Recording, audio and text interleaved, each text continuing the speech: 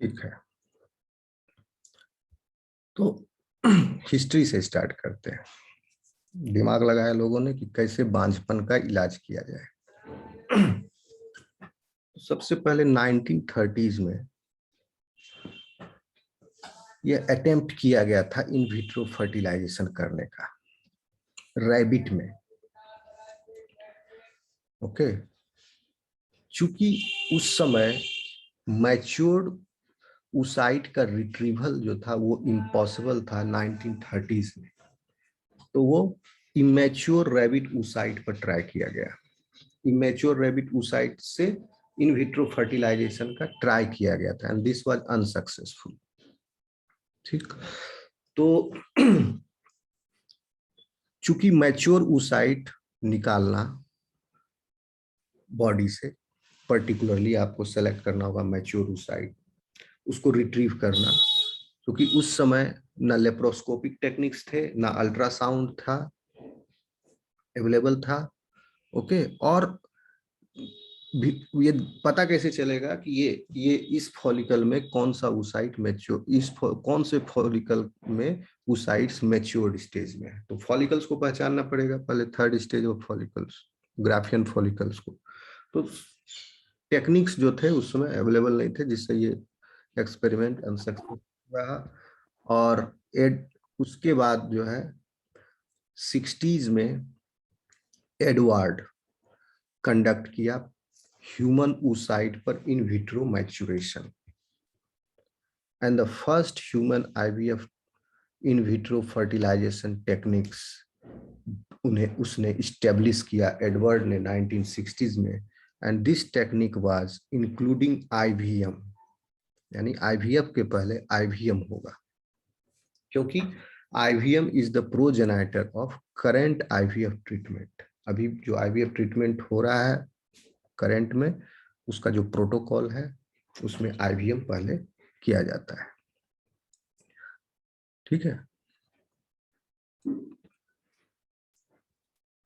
क्योंकि mature oocyte का collection from pre ovulatory follicles in normal cycle woman, जो कि उसमें साइकिल नॉर्मल है, उससे साइकिल नॉर्मल है लेकिन वो कंसीव नहीं कर पा रहा है फीमेल, तो इट इज बिकॉज ऑफ कि oocyte जो है प्रॉपरली मैच्योर नहीं हो रहे हैं, और उनका ओव्यूलेशन हो जा रहा है, या एनोवुलेटरी भी हो सकता है, लेकिन साइकिल ठीक है। तो मैच्योर oocyte जो है, तब आपको ये गायनेकोलॉजी प्रैक्टिस उस समय उतना ज्यादा नहीं था, इसलिए even in 1960s and 70s also ये बहुत प्रॉब्लम था इसमें। अभी भी सक्सेस रेट बहुत कम है, तो उस समय तो और भी ज्यादा कम था, सक्सेस नहीं मिल रहा था, लेकिन थ्योरेटिकली ये पॉसिबल उनको दिख रहा था कि हो सकता है, कहीं पर कमी है, कुछ फैक्टर्स रिक्वायर्ड चाहिए जो हमें नहीं पता है। और फिर उसके बाद एक लूजी ब्राउन का जन्म हुआ था, डिलीवरी ऑफ लूजी ब्राउन। अच्छा, इसको छोड़ दो लूजी ब्राउन को। तो इसके स्टिमुलेशन में there are some drugs which are responsible. पहले आप समझिए इस फिगर को, इमेच्योर oocyte है, this will become mature oocyte, और इस बीच में क्या क्या स्टेप हो गया, चूंकि मल्टीप्लिकेशन फेज तो बर्थ के पहले हो गया था, तो इसको भी आप समझ सकते हैं, उसी स्टेज में काउंट कर लो, बर्थ के पहले हो गया प्रोलिफरेशन स्टेज, सब प्राइमरी oocyte बन गए। प्राइमरी oocyte भी इमेच्योर है, फर्स्ट रिडक्शन डिवीजन के स्टेज से पहले तक पहले तो प्राइमरी oocyte है अरेस्टेड मेटाफेज में, और मेटाफेज 1 में प्यूबर्टी पर जब साइकिल स्टार्ट होता है यह अरेस्ट टूटता है, वहां से कुछ फॉलिकल्स में अरेस्ट ये रिलीज हो जाएगा, और जिनमें अरेस्ट रिलीज होगा वो आगे प्रोसीड कर जाते हैं मियोसिस में, मेटाफेज से 1 से आगे, and first reduction division completes and then it becomes secondary, first reduction division completes and then it becomes secondary oocyte and this is considered as mature oocyte क्योंकि यही अब फर्टिलाइज करेगा। समझ में आ रहा है? Primordial germ cells multiple time divide किया, then it become primary oocyte। Primary oocyte के मेटाफेज 1 में अरेस्टेड है पूरे प्यूबर्टी के टाइम तक। जैसे ही साइकिल उस फीमेल का स्टार्ट हुआ, कुछ ग्राफियन फॉलिकल्स में से वो अरेस्ट खत्म हुआ और that follicle will proceed into the follicular phase of the cycle, and in this follicular phase growth phase will be completed, and before the time of ovulation this first reduction division completes and the generation of second mature oocyte and first polar body happens। ठीक है, clear? Yes sir. अब इसमें कहीं problem है, मान लो secondary oocyte का formation नहीं हो रहा है या ओव्यूलेशन में प्रॉब्लम है, ठीक, तो फिर या तो इस इमेच्योर oocyte को we will subject it to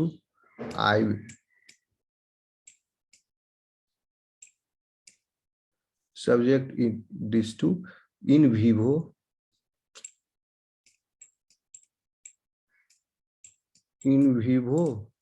maturation या इन विट्रो मैचुरेशन। तो अभी हम बताए अब आजकल के डेट में इन विट्रो मैचुरेशन ही किया जाता है। इन विट्रो मैचुरेशन के लिए there are some agents which are required. Okay, एक एजेंट का नाम है क्लोमिफीन।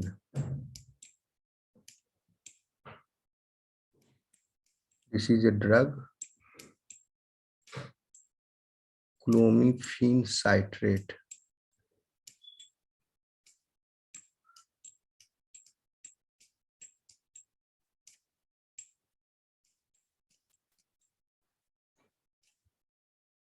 Short form is CC।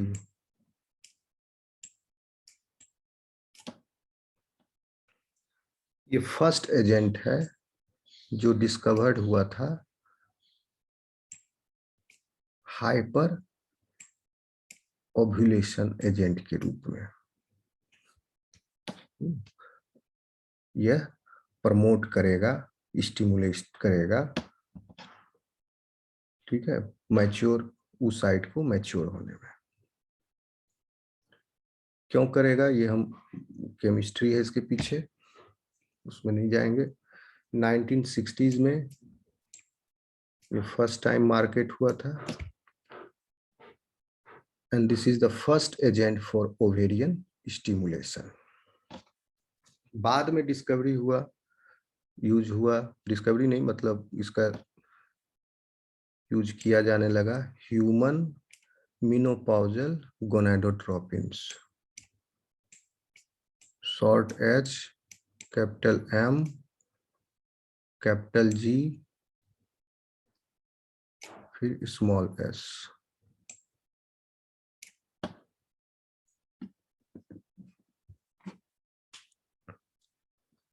Okay, तो अब या तो इसके कॉम्बिनेशन में HMG या HMG alone. Nowadays HMGs are used, were introduced। अब डिपेंड करता है, ये हर तरह का IVF क्लिनिक किसी एक डॉक्टर का कोई प्रोटोकॉल फॉलो कर रहा है, IVF क्लिनिक किसी दूसरे डॉक्टर का कुछ फॉलो कर रहा है, जिसको मतलब इस्टेब्लिश हो गया वो प्रोटोकॉल उसके लिए काम कर रहा है, क्योंकि सक्सेस रेट जो है वो हाईली वेरिएबल है and it depends on many factors. तो जो सूट कर गया है वो उसी में चल रहा है प्रोसीजर। अगर मान लो कि IVF का साइकिल है, उसने स्टिमुलेट किया, स्टिमुलेट करने के बाद वो एग को रिट्रीव किया जाता है। एग को रिट्रीव करने के बाद फर्टिलाइजेशन कराया गया दोनों मेथड से, ICSI या IVF, दोनों तरीके से फर्टिलाइज किया गया। इन विट्रो फर्टिलाइजेशन में स्पर्म को छोड़ दिया गया, खुद ब खुद जाएगा अंदर। ICSI हो गया आपका injection assisted intracytoplasmic syringe sperm injection, ये इसका फुल फॉर्म ICSI। तो अब आजकल ICSI का यूज किया जाता है क्योंकि इसमें सक्सेस रेट काफी हाई है। जनरली 60% सक्सेस रेट है फर्टिलाइजेशन के बाद जायगोट फॉर्मेशन होने का। ठीक है, तो आप सोचो 60% रेट है, डायरेक्ट डाल दिए तो भी 60% रेट है कि ये जायगोट बन जाएगा। 40% टाइम जो है नहीं जायगोट बनेगा वो। ओके, दैट मीन्स कि उसमें फर्टिलाइजेशन इवेंट पूरा जो चल रहा है, cortical reactions, this that, cytoplasmic changes, okay, amphimixis of nuclei, spindle fibre formation, तो वो सब फेल हो गए। लेकिन 60% सक्सेस रेट है, सो दैट इज गुड। तो फिर क्या बता रहे थे इसके पहले? ओके, चलो, आ रहा है समझ में आप लोगों को? इतना इतना आया समझ में?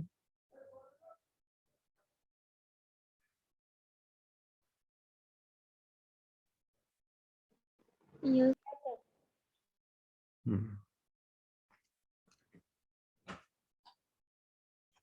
लेकिन HMG का एक ड्रॉबैक भी है। HMG जो है,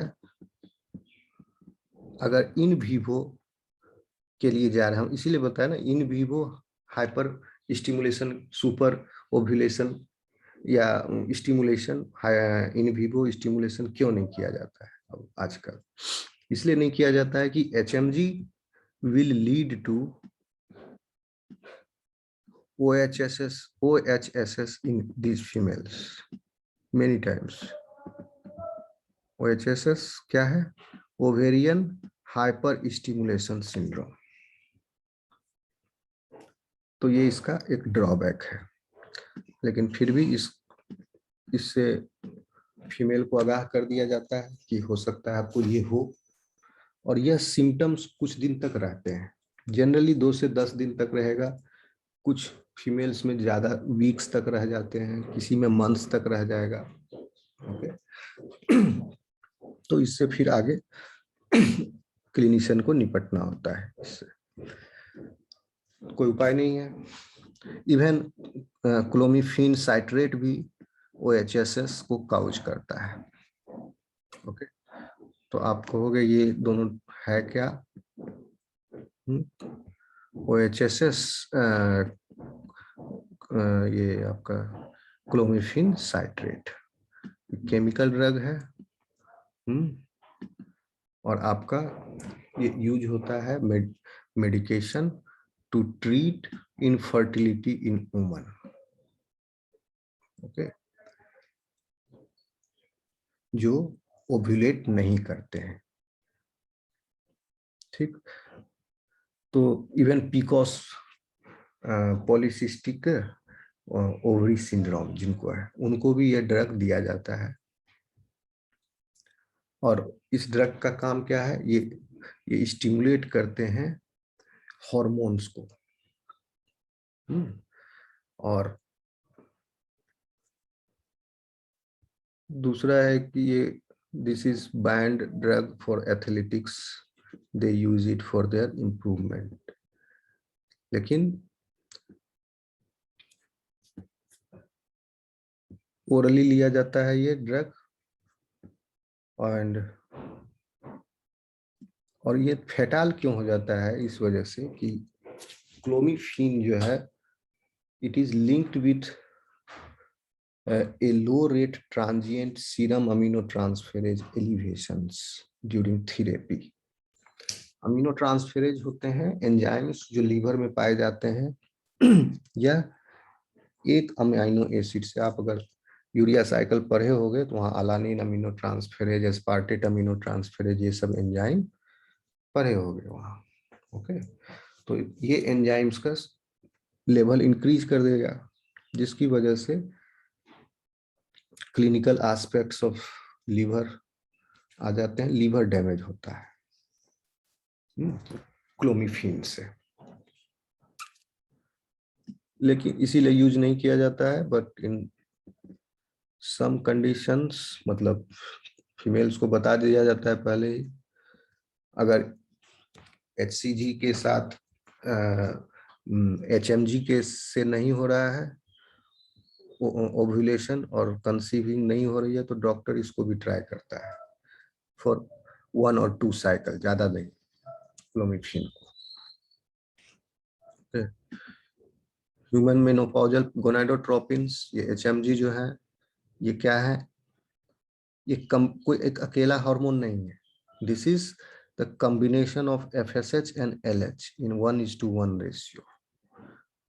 एक्सट्रैक्ट किया जाता है पोस्ट मेनोपॉजल वुमन के यूरिन से, and because this urine is containing large quantity of LH and FSH, लेकिन FSH कम होता है, LH ज्यादा होता है। ओके,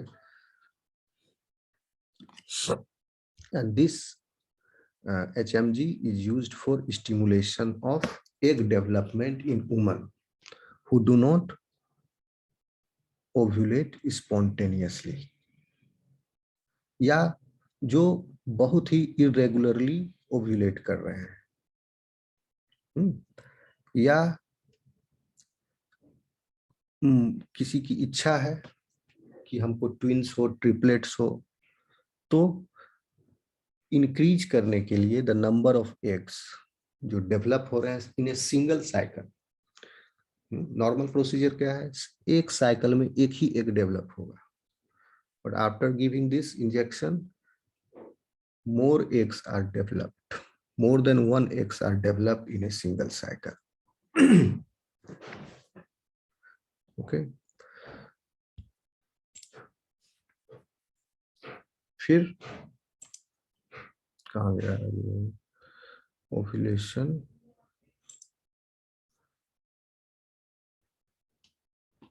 तो कहने का मतलब हुआ, हम आपको फिर से शुरू से हिस्ट्री बताते हैं।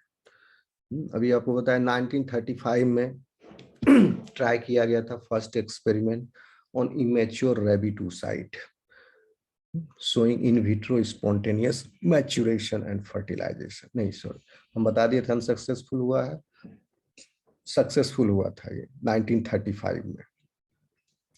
इसमें स्पॉन्टेनियसली इन विट्रो मैच्यूरेशन हुआ और फर्टिलाइजेशन हुआ रैबिट में, and they showed that the maturation occurs in isolation from normal follicular environment। तो फर्स्ट टाइम फॉलिकल के बाहर एग जो है मैच्योर किया। फिर चूंकि टेक्निक्स रैबिट पर ही अप्लाई किया जा सकता था, क्योंकि वहां पर रैबिट को सेक्रीफाइस कर सकते हैं, लेकिन ह्यूमन के केस में ह्यूमन को सेक्रीफाइस तो नहीं कर सकते हैं। ओके, इस एक्सपेरिमेंट के लिए तो जब तक लेप्रोस्कोपिक टेक्निक्स, अल्ट्रासाउंड टेक्निक्स, ये इस तरह के सेफ इन्वेजिव टेक्निक्स जो है का विकास नहीं हो गया, आया नहीं अस्तित्व में, तब तक ये संभव नहीं था।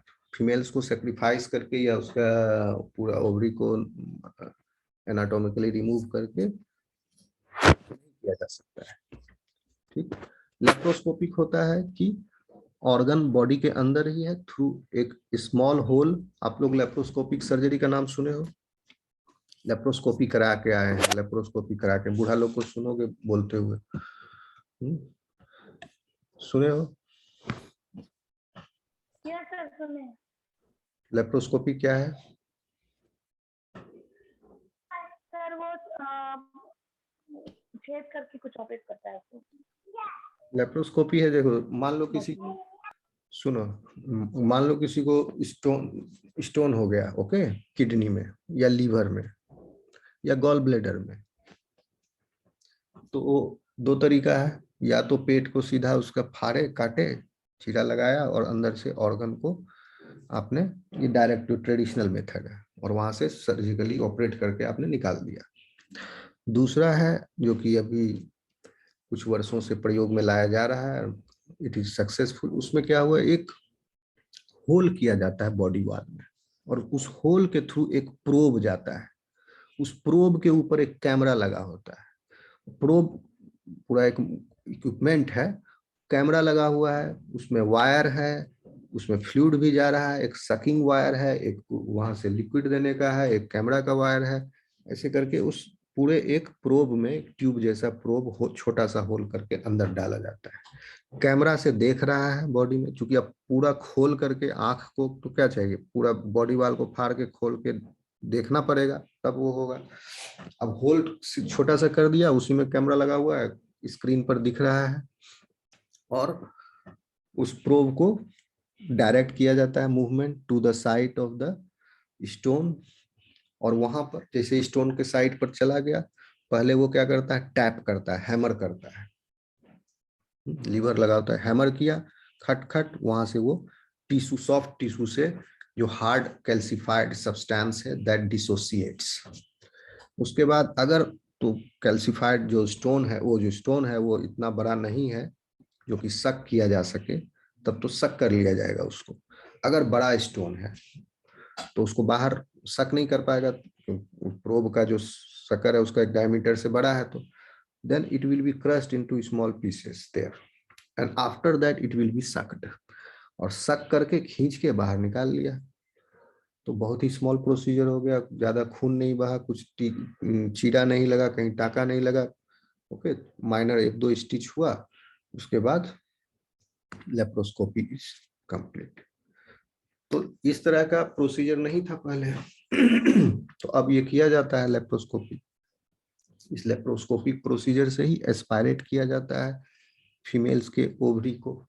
ओवरी के अंदर फॉलिकल्स जो हैं उनको खींच के निकाल लिए जाते हैं। अल्ट्रासाउंड से देख भी रहा है कि कहाँ कहाँ पर फॉलिकल्स हैं ओवरी के अंदर, वहां पर वो एस्पायरेटर को ले जाएगा, और देखते हुए अल्ट्रासाउंड के स्क्रीन पर फॉलिकल्स को देखते हुए जो फॉलिकल बड़ा है उसको निकाला जाता है, छोटा फॉलिकल को अवॉइड किया जाता है, जो सबसे बड़ा दिख रहा है उसको निकालो। सिर्फ एक ही नहीं, कुछ फॉलिकल्स या more than one in number, जो जो बड़े बड़े फॉलिकल्स हैं उनको एस्पायरेट करके बाहर निकाल लिया। ओके, आ रहा है समझ में? Yes sir. ओके, तो ये सब टेक्निक बाद में आया। तो पहले जो है रैबिट पर टेस्ट हुआ था, उसके बाद 1965 में एडवर्ड ने, अभी बताया ही 60s में हुआ, फिर एडवर्ड इसको ट्राई किया माउस में, सीप, cow, pig, monkey and lastly humans. क्योंकि ह्यूमंस के साथ ट्राई करने पर बहुत एथिकल इश्यूज थे, इसलिए ह्यूमंस पर लास्ट में ट्राई हुआ, जब तक प्रोटोकॉल पूरा इस्टेब्लिश ना हो जाए। तो इन एनिमल मॉडल्स में protocols were established, and by 91 the first pregnancy was recorded using IVM followed by IVF। सिर्फ IVM ही कर देने से नहीं ना होगा प्रेगनेंसी, IVM तो जस्ट है क्या, उस साइट का मैच्यूरेशन बॉडी के बाहर। लेकिन अब इस मैच्यूरेशन के बाद उस साइट को फर्टिलाइज कराया जाएगा, दोनों में से किसी एक मेथड से, या दोनों मेथड ट्राई किया जाएगा जिसमें हो जाए। फर्टिलाइज होने के बाद the embryo will develop at the morula stage, few cell stage। After this in the culture medium, ये सब culture medium में किया जा रहा है। After this that embryo will be implanted in the uterus, और उसके बाद फिर 2 हफ्ते तक देखा जाता है कि प्रॉपरली इम्प्लांट हुआ कि नहीं ये फीमेल के यूटरस में। अगर तो इम्प्लांट हो गया है, अल्ट्रासाउंड करके देख लिया इम्प्लांट हो गया तो ठीक है, अब वो गायनेकोलॉजिस्ट के पास जाएगा फॉर फर्दर मैनेजमेंट, आगे उसके प्रेगनेंसी का मैनेजमेंट, फर्स्ट ट्राइमेस्टर का जो इस केस में आईवीएफ के केस में जो प्रोटोकॉल है उसको फॉलो किया जाएगा। अगर इम्प्लांटेशन नहीं हुआ बहुत बार होता है, इम्प्लांटेशन नहीं होता है, फेल्योर हो गया, देन फिर से डॉक्टर फीस लेगा सेकेंड साइकिल का, फिर सेकेंड साइकिल स्टार्ट होगा उसका, फिर से उसको HMG से या क्लोमिफिन से या दोनों के कॉम्बिनेशन से देखेगा कि अब ये ट्राई नहीं हुआ, उसको ट्राई करते हैं, दोनों को कंबाइन करते हैं, तो वो देखेगा और सेकेंड साइकिल ट्राई करेगा, फिर पैसा लगेगा, फिर सेकेंड साइकिल ट्राई होगा और उसमें फिर HMG मैच्योरेशन करेगा और फिर मैच्योरेशन के बाद फिर हार्वेस्टिंग होगी, सॉरी पहले हार्वेस्टिंग होगा देन मैच्योरेशन होगा। ठीक, हार्वेस्टिंग तो पहले जरूरी है, लेप्रोस्कोपिक मेथड से ओवरी से फॉलिकल्स को निकाल लिया जाएगा। उन फॉलिकल्स को जो दिखेंगे बड़े बड़े, they are about to mature या मैच्योरेशन के एकदम नजदीक हैं, उन फॉलिकल्स को निकाल लिया जाएगा। क्योंकि अभी भी ये दिस प्रोसेस जो है स्टिल अंडर डेवलपमेंट, कोई भी प्रोसेस हमेशा डेवलपमेंट के स्टेज में ही रहता है, कुछ ना कुछ एडवांसमेंट्स उसमें होते रहते हैं।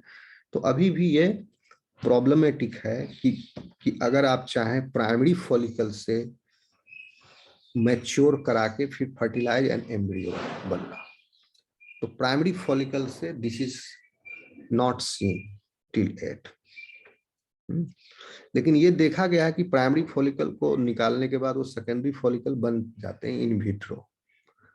ओके, सेकेंडरी फॉलिकल भी टर्सरी फॉलिकल बन रहे हैं मैच्योर करके, but they do not give the successful conceiving. अब कहाँ पर प्रॉब्लम है ये अभी मतलब पता होगा, आई डोंट नो राइट। या तो फर्टिलाइजेशन होने के बाद जायगोट जो है सरवाइव नहीं कर पाता होगा, डिजेनरेट कर जाता होगा, कुछ होता होगा उसमें। आ रहा है समझ में?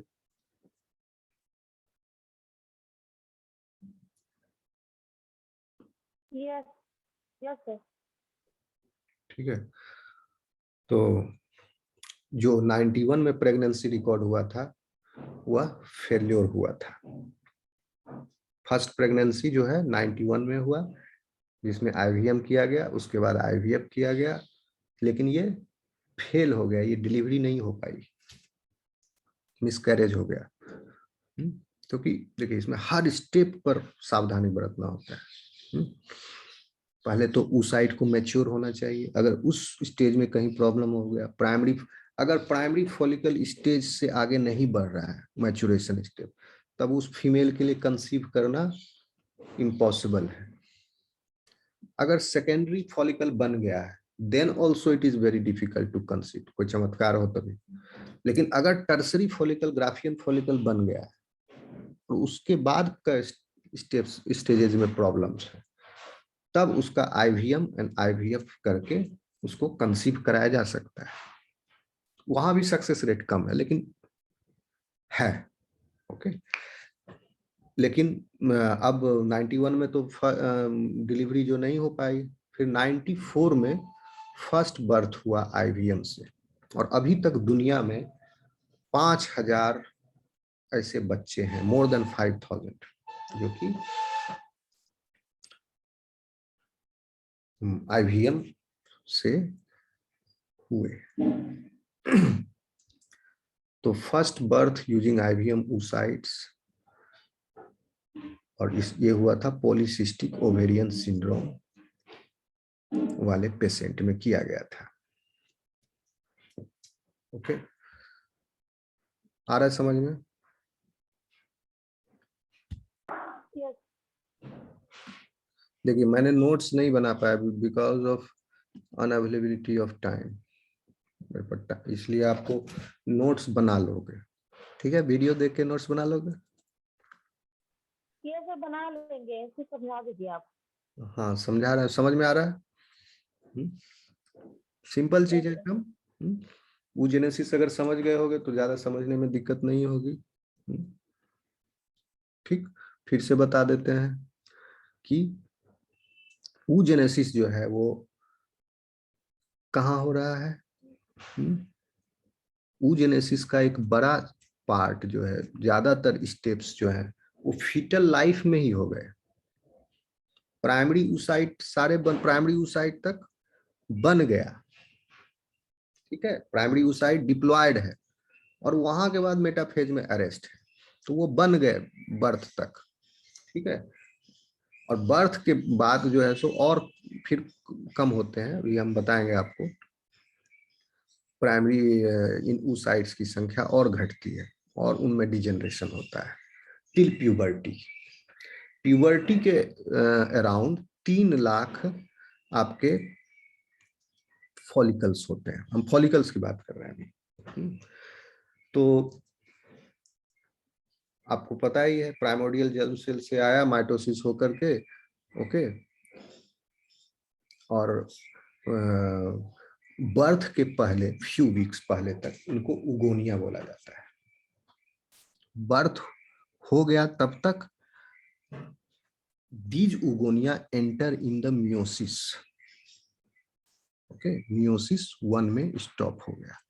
तो बर्थ के बाद these oogonia are called primary oocyte, okay. और फॉलिकल जिसके अंदर ये oocyte है, this follicle is surrounded by flattened pregranulosa cells, okay. Generally babies are born with 1 to 2 million primordial follicles, 10 lakh से 20 लाख प्राइमोर्डियल फॉलिकल्स होते हैं बेबीज जब जन्म लिए, और इन फॉलिकल्स के अंदर oocytes हैं। तो आप समझ लीजिए उस प्राइमरी oocytes भी कितने हो गए, 10 से 20 लाख। हर किसी भी फॉलिकल के अंदर 2 oocyte नहीं है ना, एक ही oocyte है। तो जितना फॉलिकल और उतना oocyte। फॉलिकल में oocyte के अलावा और भी तरह के सेल्स हैं, ठीक है। फिर इसके बाद till the time of the puberty ये फॉलिकल्स की संख्या घटती है। 1 सेकेंड।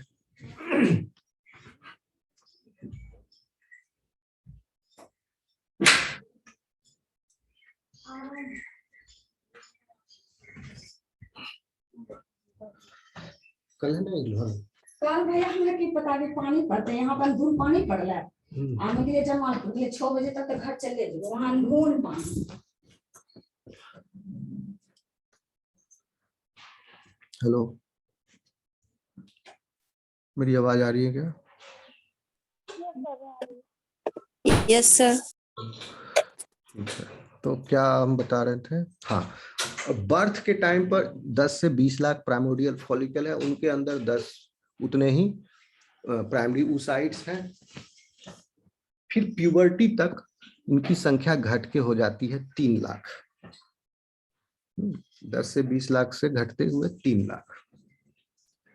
अब इन 3 लाख में से लगभग आपके, क्योंकि अगर 40 इयर्स का टाइम को लेके चलो तो कितना होता है महीना 40 साल में, 40 जनरली एक फीमेल के लाइफ में 40 साल तक, मतलब प्यूबर्टी से लेके 40 साल, यानी उसमें ऐड कर दो, फिर मेनोपॉज होता है, तो 40 साल में 480 महीना हो गया, 12 चौके 48, 480 महीना, यानी generally around 400, only 400 out of this 3 lakh primordial follicles, सिर्फ 400 ही, ठीक है, they will release the mature oocyte at different times, different months, different कोई अलग अलग लाइफ के अलग अलग मंथ्स पे दे विल रिलीज 400 के लगभग, give the oocyte, mature oocyte to get fertilised. और रेस्ट जो है 3 लाख माइनस 400 वो क्या हो जाएंगे, उनका एट्रीसिया हो जाता है, यानी दे डिजेनरेट। तो अभी हम बताएं कैसे डिजेनरेट हुए, क्योंकि हर साइकिल में कोई एक ही फॉलिकल आगे नहीं बढ़ रहा है, ठीक है, in the follicular stage many follicles proceed, लेकिन जो सबसे पहले पहुंच गया ओव्यूलेशन स्टेज तक, that will continue further and rest will degenerate. फिर नेक्स्ट साइकिल में अगेन, क्योंकि ये सब हार्मोन से कंट्रोल्ड है, LHFSH का एक लेवल है जिसकी वजह से कंट्रोल, फिर LHFSH का लेवल बढ़ा। FSH क्या करता है, फॉलिकल को स्टिमुलेट करता है ग्रोथ में, ठीक है। तो FSH is required in large quantities, but LH is required in less quantity, क्योंकि लेकिन LH इज एसेंशियल, क्योंकि LH is required to release the cell division arrest. जो सेल डिवीजन अरेस्ट हुआ है वहां पर उसको रिलीज करता है मेटाफेज 1 वाले, और फिर उसके बाद फॉलिकल्स को भी स्टिमुलेट करता है FSH, और FSH निकल भी रहा है वहीं से, फॉलिकल से ही, ओके नहीं सॉरी फॉलिकल बोल रहे, पिट्यूटरी से निकल रहा है। फॉलिकल से तो क्या निकल रहा है, ईस्ट्रोजन निकल रहा है, ओके। एंड ईस्ट्रोजन निकल रहा है फॉलिकल से, बाद में कॉर्पस ल्यूटियम बनेगा तो उससे प्रोजेस्टेरोन निकलेगा, तब आ रहा समझ में। Yes sir. तो अब रेस्ट जो है वो हर साइकिल में कोई एक आगे होगा, उसके पीछे पीछे जो चल रहे हैं फॉलिकुलर स्टेज में कई सारे, वो सब डिजेनरेट करते चले जाएंगे, और मेनोपॉजल एज तक आते आते कुछ हजार ही बच जाते हैं फॉलिकल्स, प्राइमोर्डियल फॉलिकल्स। अब कुछ हजार जो बचे उनका फिर बाद में वो डिजेनरेट कर जाते हैं खुद ब खुद, क्योंकि उस समय हार्मोन्स भी तो चाहिए, हार्मोन का लेवल नहीं है तो फिर वो आगे मैच्योर नहीं करेगा, फिर वो डिक्रीज कर जाएगा, डिजेनरेट कर जाएंगे, ठीक है। तो क्या कहोगे, मैच्योरेशन ऑफ oocyte जो है is the process by which N oocyte attains the competence, okay. oocyte जो है कंपिटेंस को अचीव कर रहा है, अटेन कर रहा है to be fertilised and undergo embryogenesis, यानी oocyte इस तरह से तैयार हो रहा है इस मैच्योरेशन प्रोसेस में कि वह फर्टिलाइजेशन के लिए और एम्ब्रियोजेनेसिस के लिए रेडी हो सके। तो all these steps are involve in maturation step, ठीक। फॉलिकुलोजेनेसिस आपको हम अभी एक्सप्लेन किए हैं, and development of follicles is folliculogenesis, आपके सिलेबस में भी है फॉलिकुलोजेनेसिस।